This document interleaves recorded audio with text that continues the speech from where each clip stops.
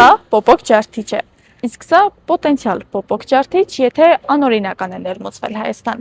Բանն այն է, որ կառավարությունը նախատեսում է վերահսկել հեռախոսների ներմուծման սև շուկան, որովհետև բոլորիս ստեղն է արդեն հասել։ Կառավարությունը շրջանառության մեջ է դրել էլեկտրոնային հաղորդակցության մասին օրենքում փոփոխությունների նախագիծը։ Այն նախատեսում է ներդնել բջջային հեռախոսների իմեյի կոդերի միասնական գրանցման եւ վերահսկողության համակարգ մեր երկրում։ Ըստ կառավարության դրա հիմնական նպատակներն են փակել հեռախոսների ստվերային շուկան, կանխել չմաքսազերծված սարքերի շրջանառությունը, բարձրացնել հարկային կարգապահությունը, ինչպես նաեւ ամրապնդել կիբերանվտանգությունն ու անձնական տվյալների պաշտպանությունը։ Հայաստանի Հանրապետությունում բջջային հեռախոսների միջազգային նույնականացուցիչների գրանցման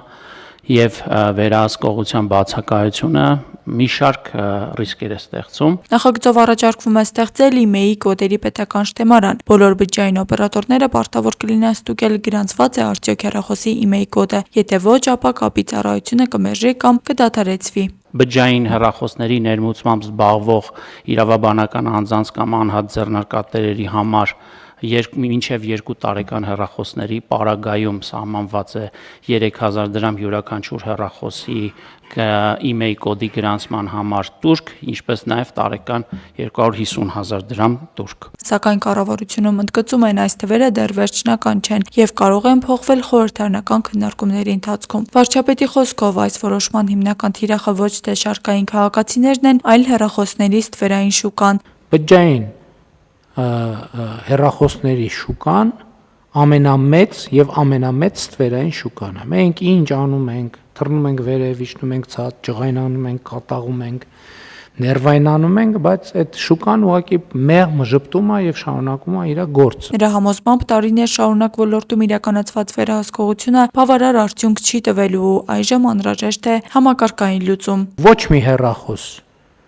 որը չի հավաստիացվում, որ ներմուծվել է օրինական ճանապարհով, Հայաստանի Հանրապետության տարածքում չի աշխատելու, այսինքն դրանով մաքսիմալ կարելի է պոպոկ կոտրել։ Փաշինյանը նաև շեշտում է, խնդիրը միայն հարկային չէ։ Հայաստանը պատրաստվում է լայնածավալ թվայնացման, որտեղ սմարթֆոնը դառնալու է քաղաքացիների գլխավոր թվային գործիքը անձնագրից մինչև բանկային քարտ։ Այս հարկավոր է, որ վստահ լինել, որ մեր երկրում գործում են այնպիսի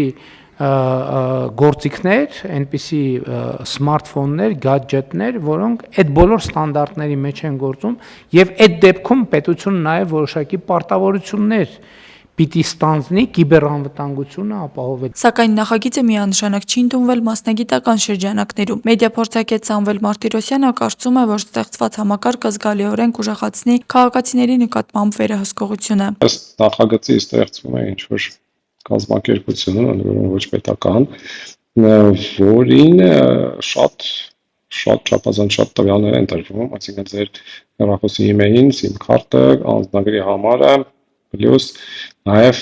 սահմանի շարժը, դա բացատրեմ, սա էլ է կարևոր։ Իրականում այս ինչա լինելու, այսինքն լինելու է հետևյալը, եթե ձեր հեռախոսը պետական ռեեստրում չկա, հա, այդ իմեյլին, ինքը բլոկվելու է։ Սա նաև մեծ ուրախություն տուրիստների համար, այսինքն մարդ գալիս է Հայաստան 30-րդ օրը իր հեռախոսը անջատվում է, որտեղ ինքը գրանցված չի կամ պետք է ինքը գնա հատուկ գրանցվի։ Պատկերացնեք, դուք գալիս եք ինչ-որ երկիր ձեր համար ֆրֆռալու, բայց ուրեմն հատել պետք է գնաք ինչ-որ պետության կառույց հերթ կանգնեք, որ ձեր հեռախոսի իմեյլին գրանցեն, որ բլոկ չընկնի։ Մեր հրաշք։ Վերջինիս համոզմամբ իշխանությունները պետք է հիմնավորեն, թե արդյոք մի քանի հազար չգրանցված հեռախոսի խնդիրը լուծելու համար անհրաժեշտ է ստեղծել նման լայնածավալ տվյալների հավաքագրման համակարգ։ Նման մտահոգություններ ունի նաև Արթուր Պապյանը, գրելով, որ իմեյի միասնական շտեմարանում կապվելու են հեռախոսի իմեյ կոդը, SIM քարտերն ու անձնական տվյալները, ինչը մեծացնում է ինչպես վերահսկողության, այնպես էլ տվյալների արտահոսքի վտանգը։ Նա նաև մտահոգիչ է համարում, որ այդ տվյալները հետագայում կարող են օգտագործվել նաև այլ թվային ծառայությունների համար։ Նախագիծը դեռ կլրամշակվի, ասում են կառավարությունում, իսկ եթե այն ընդունվի, ապա 2027 թվականից Հայաստանում հեռախոս օգտագործելու համար արդեն բավարար չի լինի, որ այն պարզապես լավ աշխատի, այն պետք է նաև գրանցված լինի։ Աստղիկ Խաչատրյան, Ռայա Լազարյան, այսօր։